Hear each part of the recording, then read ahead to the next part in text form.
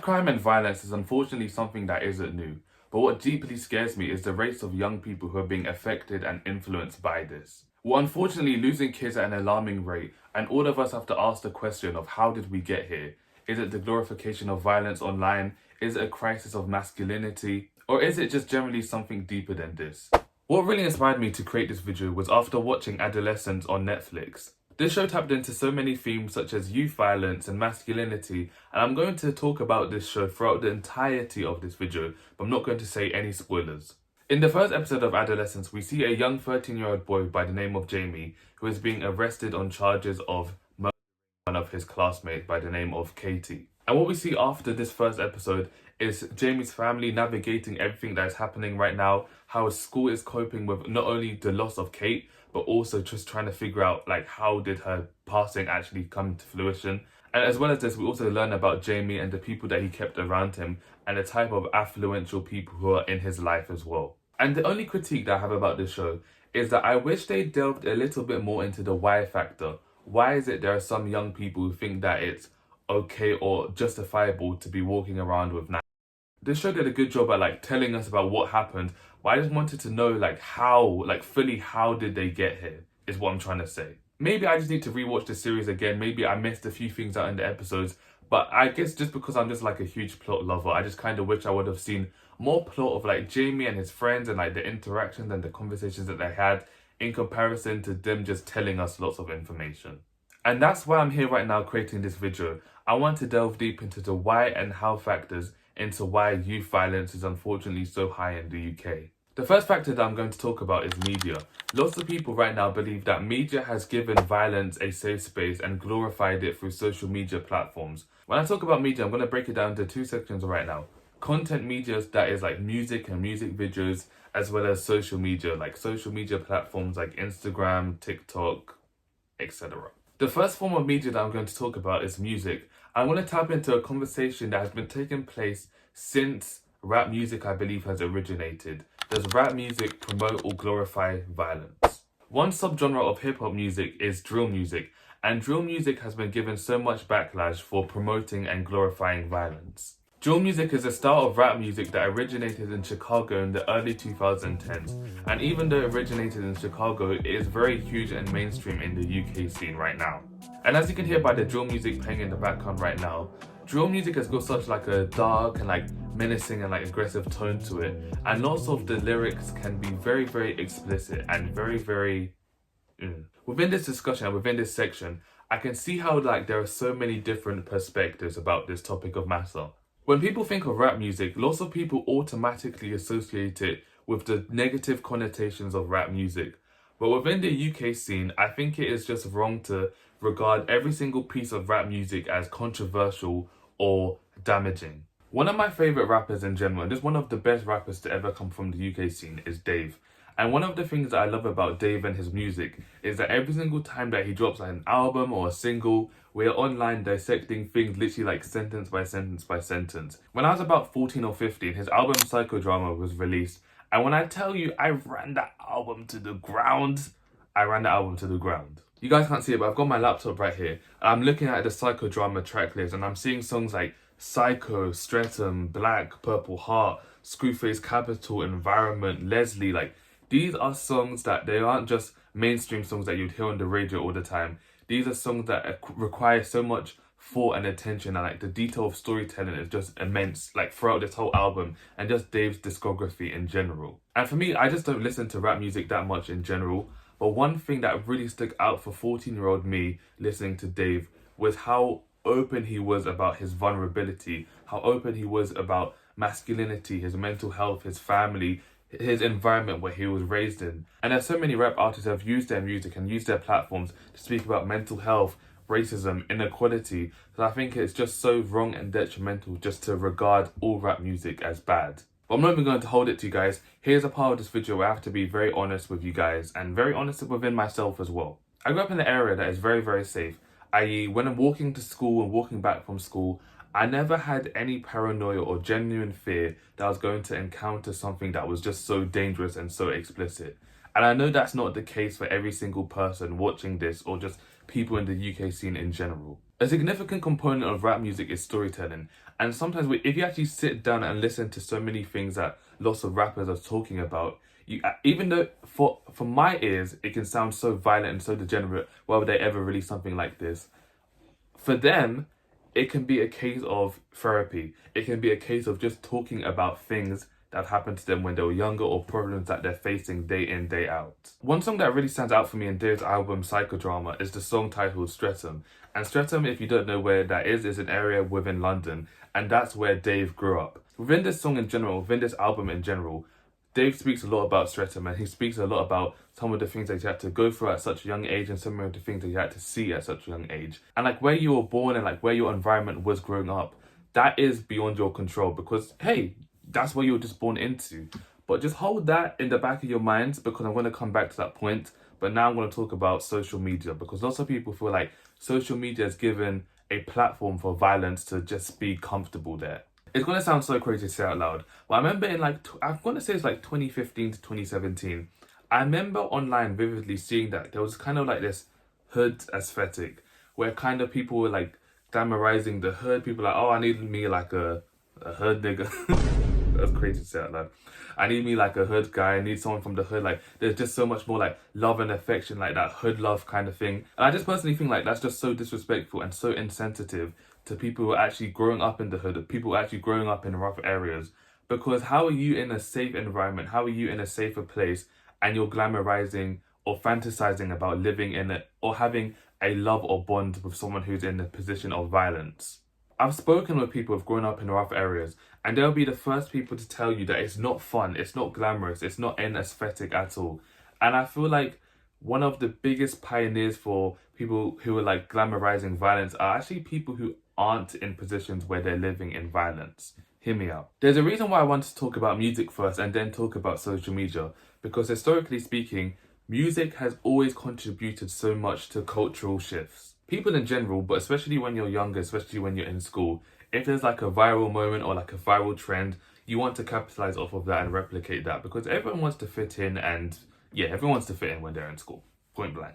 When I got into secondary school, I think that's when you're like 11, 12 years old, my mum was literally dressing me. So it was like, the fits were like, let me try and get out something. I would very much so wear stuff like this. Like my mum loved a good checkered shirt on me. Checkered shirt and jeans and boots. That was that was the drip. That was what I was wearing up until I started secondary school. And it's just so strange that in primary school, I never thought about my appearance and I never thought about my outfit. If I wore that on non-school uniform day, like I didn't think anything of that. But when I got into secondary school, when it was like non-school uniform days, when I'd put a shirt on like that, I would feel like, it felt wrong because I didn't see anyone else wearing stuff like that. And the older years, like the older boys, like they were mainly wearing like tracksuits per se. And I was like, oh gosh, maybe I need to start wearing stuff like that. I need to ditch these checkered shirts, sorry mother, and put on a Nike or Adidas plain blue tracksuit. This is fun. I've never said this out loud before, but one pressure that I felt so huge throughout my time in like secondary school in general is that I always felt like I was so behind in terms of like alcohol and drugs. And I remember this so vividly, like gosh, we were actually so young. I think we were like 12, 13 at that time. I remember logging onto Snapchat and seeing someone who was in my year, so we were the same age of 12, 13, and he was smoking weed on his Snapchat story. And I remember like seeing that video, I was like, oh my gosh, like, and I remember watching that snap and I remember watching that video like over and over and over and over again. And it wasn't a case of like, I want to replicate that, but it was a case of feeling like I'm so behind because I'm not even in a position in my life where I would even have known who to even call in order to get said things to start smoking. Because even now to this day, if I genuinely really badly wanted to smoke, I don't know who I'd actually call. If you know someone called, no, I'm kidding. And it's so crazy, like at that time, it wasn't until I'd see people like older than me on social media. It's like, mind you, when I say older than me, I literally mean like 14 to 16, 17 was a stretch. And it's just so crazy, backtrack. Now I'm 21 years old. Thinking back to secondary school, in the moment you feel so grown. In that moment you feel so old. But like, I say old, you feel like grown and mature. But looking back at it, like 14, 15, 16, like you're literally still a baby and still a child. So lots of the things that we went through, even though like they were normal things, it's so crazy that at such a young age we're thinking of so many things. And I feel like that is just getting worse and worse and worse. And like, why am I saying this? And what does it have to do with like the relation of this entirety of this video? For me personally, it took me from, I think it was age 12 to 13, I realized if you want to be online, if you want to be on social media, especially as a boy progressing into becoming a man, you have to have a certain persona online and you have to be tough online. And truth be told, deep down, I was very, very scared of social media. But would I have ever deleted it? No, because of that FOMO that I'm going to miss out on something, or I'm going to miss out on like a viral trend, or like conversating with my friends. And when you're growing up on social media, when you're being raised on platforms like Instagram and TikTok, for me, when 2015, Instagram was purely like pictures, like there was no reels, or back in my day, we didn't have IG reels. So as I've established, in 2015 to 2018 per se, Instagram was purely just pictures. And I remember lots of the pictures that went so like viral, got lots of likes, or like were popular popping pictures.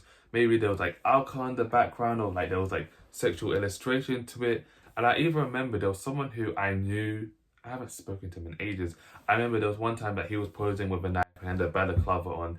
And the thing is, he's someone who actually wasn't a tough person in general.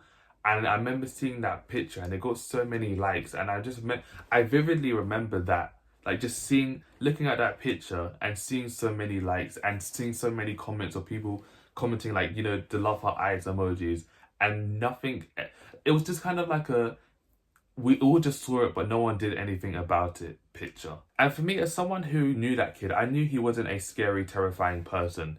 But if you were to have seen that picture without knowing who that person was, of course you're automatically going to see that picture and automatically feel threatened by it, rightfully so. And that's the thing about social media, it's given such a huge platform for so many people to act tougher, talk tougher, but in real life they're generally not about that life, or they'll never say or do so many of the things that they said that they would do online. And it's very interesting thinking back at this, because I remember thinking back to secondary school time, there was I can't even count how many beefs and how many like arguments took place online in like Instagram group chats, for example. And it's very funny thinking back at it, because myself included, none of us would have been able to have had like this smoke and this element of like vim towards each other in person. But from the comfort of our own homes, like online, we'll talk, like even myself, I was talking more to people, it's crazy. I was talking more to people online who I'd see in school than when I actually see them in school. Does that make sense? I know that makes sense. I hope that makes sense. And it's just crazy thinking about it. Like, so much of my time in secondary school was spent online on social media. And it's like, I'd see these people from, like 7:50 all the way to 3:30 on the bus. They would go home, walk home together, and then talk all the way up until like 9 o'clock. And then see, like, we're constantly online, constantly talking to each other, talking about what, I have no idea. Maybe I need to look back and read some messages. But within this digital era that we're living in right now, within social media, kids are online, myself included when I was a kid, online 24/7. Online 24/7. And when you're online so much, as I've mentioned, beefs escalate, problems escalate. And it's very interesting because even though like there were so many beefs and stuff that happened online, I never actually told anyone about them. Like when I think back at it, online, so much was happening in like the span of 7 years. Like beefs were happening, like explicit photos were being like passed around, unfortunately. Like there was just so much things that happened within our own world, literally like a whole other world online, that we never spoke about offline, in person, with a trusted adult at all with. And that's unfortunately something that I'm going to talk much more in a deeper sense later on within this video. For this part of this video, I really want to have an interesting discussion on race. And race is something that I've touched upon within this video, but I really want to go into it in a much deeper sense here right now. We've spoken a lot about music, such as drill music and rap music. I'm not even going to hold it to you guys. When you think of drill music, when you think of rap music, you automatically associate it with black people, because black people have been the pioneers of rap and hip hop music just within the whole world. And this is something to think about in regards to like how the world and like the media like reviews and sees black people, is that there could be 100 black people in a room and 99 of those 100 have done something successful. They're lawyers, they're doctors, and for them, like, the world will see that, like, okay, that's good for you, that's good for you, that's good for you. And one person in that group of 100 is maybe like a drug dealer, a violent person, and that one person via the media will be perceived as like a black issue or a black problem. So if one person from the black community does something wrong, or like a small percentage of black people do something wrong, it's automatically regarded and seen as a black people issue. And before I get to my next point, I can hear the people in the back. I'm not here in this video to say that the black community is perfect. There's so many things that we need to talk about and hold ourselves accountable for in order to just see healthy progression within our community and within the world in general. Going back to the show Adolescence on Netflix, just to catch you guys up again, it was very interesting seeing how 13-year-old boy Jamie, who was arrested on suspicion of murder, how he was treated by the police force and the aftermath of how his character has been portrayed, like within, like just the discussions that we're having about his character. It's very interesting because even though he's arrested on suspicion of murder, I'm not going to say if he did or didn't do it, no one has really seen him as the villain. Like, he hasn't really been given like a villainous persona, and not many people see him as a character and feel angry when they see him. In episode 1, it was one scene that was literally so minuscule, but really stuck with me as a black person watching the show, was that when Jamie was arrested, people who were working with him in like that actual day of arrest, who help and specialize with juvenile cases, so many people were like, oh, he's a bright young lad, it's sad, I hate doing juvenile cases, he's a bright young lad. That's one thing that people kept saying, that he's a bright young lad throughout the entirety of the series. And it just made me think, if the roles were reversed, if Jamie was a 13-year-old black boy being arrested on suspicion of murder, do you think anyone would be calling him a bright young lad? I don't think so. I really genuinely don't think so. The character Jamie, and even like in the aftermath of discussions that we're having right now online about his character, everyone kind of has given him this portrayal of a broken young man who fell into the traps of the wrong hands and was being so heavily influenced by people and figures online. And in that sense, the character Jamie gets a huge, enormous privilege because he gets to be given grace. Grace. When a young white person commits violence, they get that element of grace because it's like, oh, he was a promising boy, he was a promising child who just got wrapped up in the wrong things, you know, things were going on at home, you know, this, that, and the third. Like, there's an element of like excuses, or not even excuses, there's reasons. They get reasons. Black people get excuses. And if Jamie was a black boy, he would not be able to get the element of grace. He would automatically be perceived as a dangerous, harmful, he'll be treated like a black man. And if you want a deeper discussion on that, I've actually done a video titled The Adultification of Black Youth, a Crisis We Can't Ignore. If I edited it right, it should be like here, or here if you're watching this on laptop.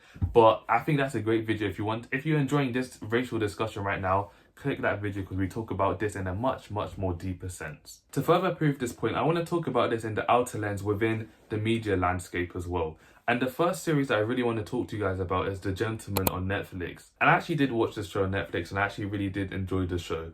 And it was very interesting watching that show, especially because it is a UK show as well, is that when I was researching this video, when I searched up The Gentleman, I didn't see any media outlets of it like glorifying violence or promoting violence.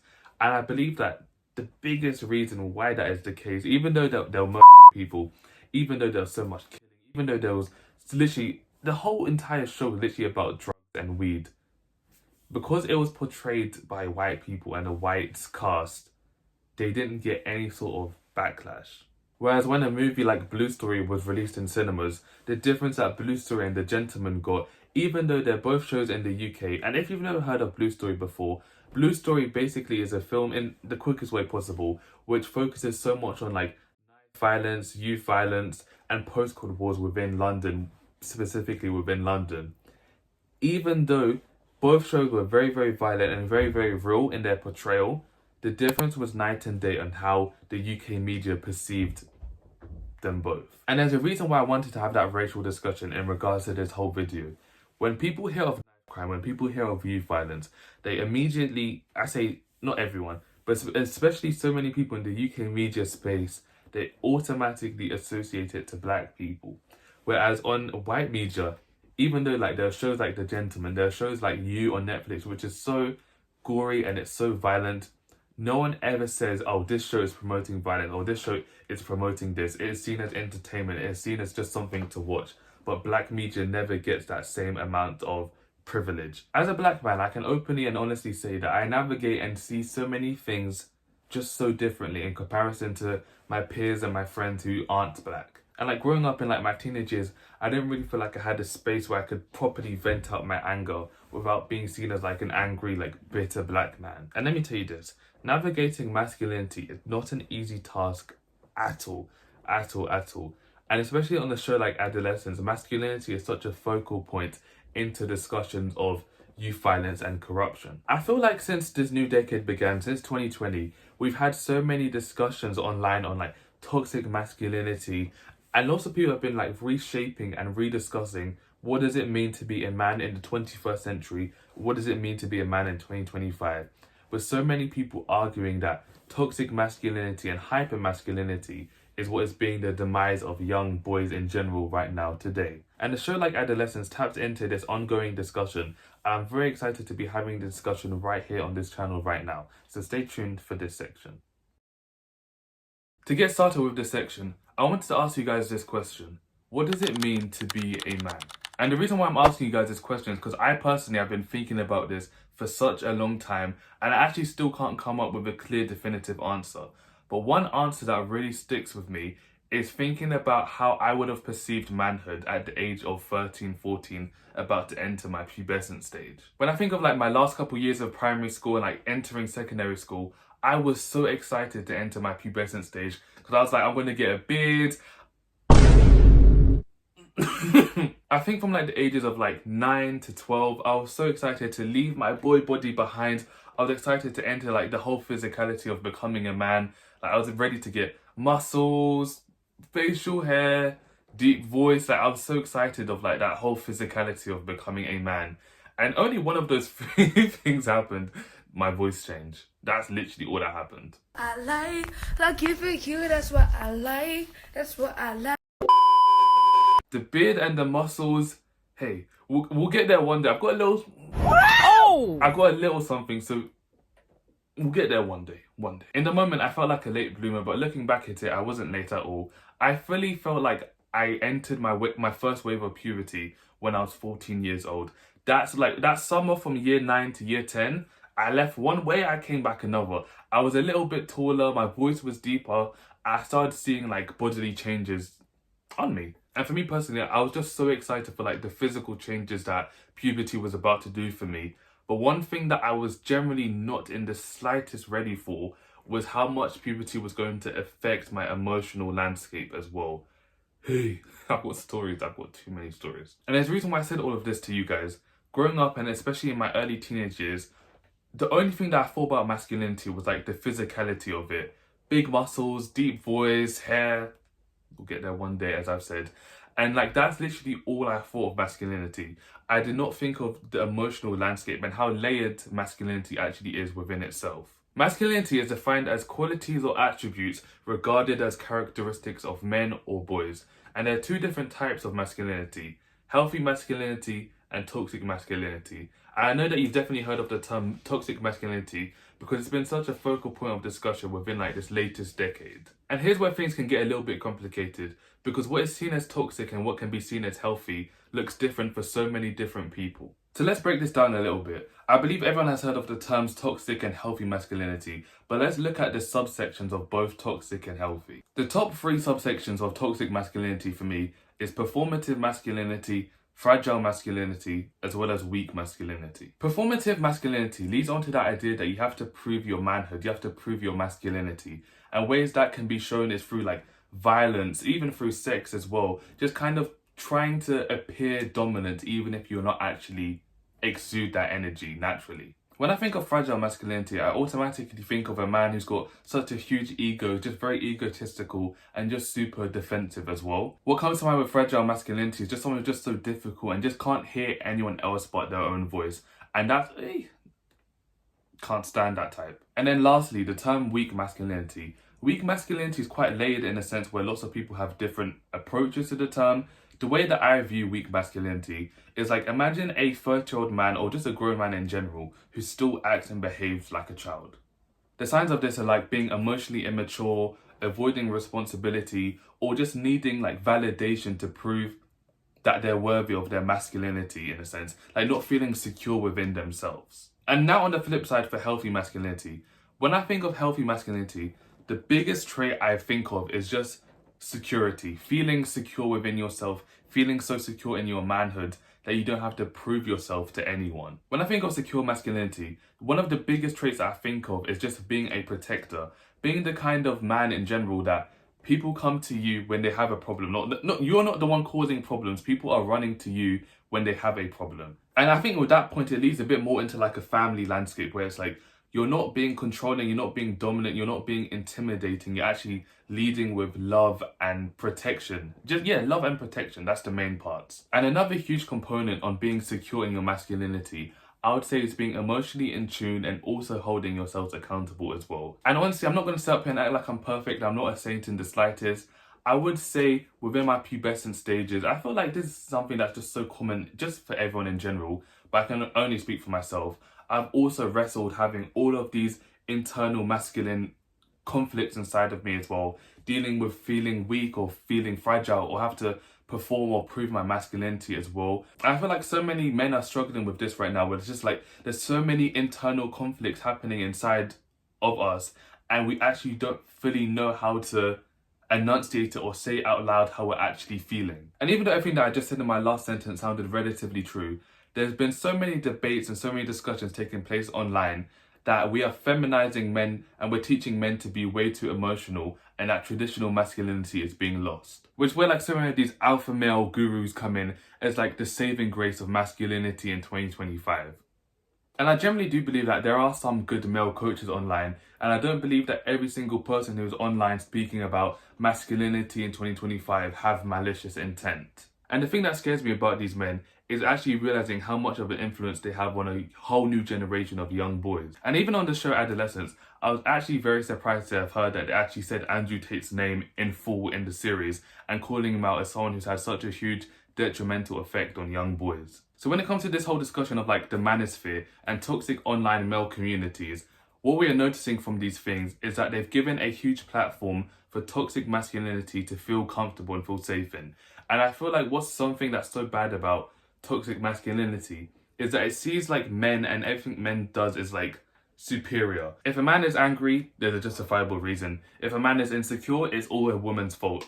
It's like it doesn't hold men accountable in anything at all. So when men who fall under the category of weak masculinity, fragile masculinity, performative masculinity, they really start to feel a safe space in lots of these toxic online communities. And unfortunately, this has had such a huge effect on the generation of young boys. And I can firsthand say within myself, like in your teenage years, because it's such a tender and emotional time period, one of the last things that you want to be seen as is like, you're a weak man, you're feminine. So you try your best to counteract this. You have to prove your manhood to people. Some people do this with picking fights with people in older ages, picking fights with people younger than them because they know that they'll win, and which is just weird. That's just so strange. And of course, within relation of today's video, unfortunately, there are so many young boys who are like, okay, I need to pick up a knife. I need to walk around with a knife because that makes me look intimidating. Even if I feel so much fear and not feel protection at all, I need to protect myself. Strength without emotional control unfortunately always leads to destruction,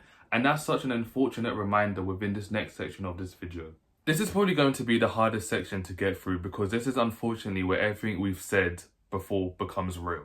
In this section of this video, I want to talk about Olly Stephens, a 13-year-old boy whose life was tragically taken from him due to knife crime. On the 3rd of January 2021, Olly was unfortunately set up and lured to a park that was near his home by a 14-year-old girl that he knew of, where he was unfortunately ambushed and stabbed by 2 boys of the ages of 13 years old and 14 years old. And it's truly so troubling to think of how everyone involved was just generally so young and how much of a role social media played in Olly's unfortunate attack. In the weeks prior to Olly's passing, Olly had seen a video of a young boy being humiliated by 2 older boys on Snapchat. He alerted that boy's brother by forwarding that video to him, and those 2 older boys who were in that video were outraged by that and accused Olly of snitching. Which is where those 2 boys recruited that girl to lure Olly to said meeting point, and which is where they unfortunately planned his attack. Another thing that just deeply sickens me about this whole situation is that when police recovered voice notes from their Snapchat messages, the 13 and 14-year-old boys would talk about how they were going to bang him and how they were going to stab him,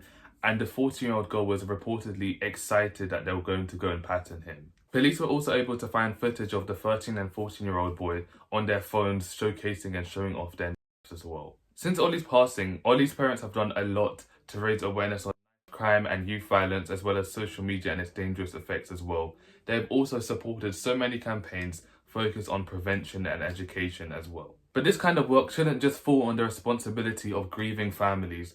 This affects all of us. Youth violence doesn't come out of nowhere. It grows when harmful behaviour goes unchecked. And I believe that so many people have a fear of their child becoming bullied that not enough people are having a fear of their child becoming a bully. And what a bully looks like in the life of a young person has transcended and changed a lot, and even in such a short period of time. Even in like the span of like 20 years ago to now, which is generally not a long period of time. 20 years ago, when you were to think of like a high school bully or just a school bully in general, you would think of maybe an annoying person in your class or someone that you would dread walking home with. But nowadays, that has changed a lot. You can now be bullied by people online, people in chat rooms. At first, maybe you would avoid harsh comments at school. Now you can get harsh comments at school and also get harsh comments at home through social media platforms. And it doesn't stop there. Parents can be bullies, siblings can be bullies, families in general can be bullies. It doesn't stop and start with social media, which is why all of us should be asking the question, are we doing enough to make sure that young people feel safe, supported and protected? In the description down below, I'm going to include links and resources to charities and organisations that are raising awareness on youth violence. Let's all continue to use our platforms and our voices to raise awareness on youth violence and youth issues, and continue to work together to make the world a safer and brighter place.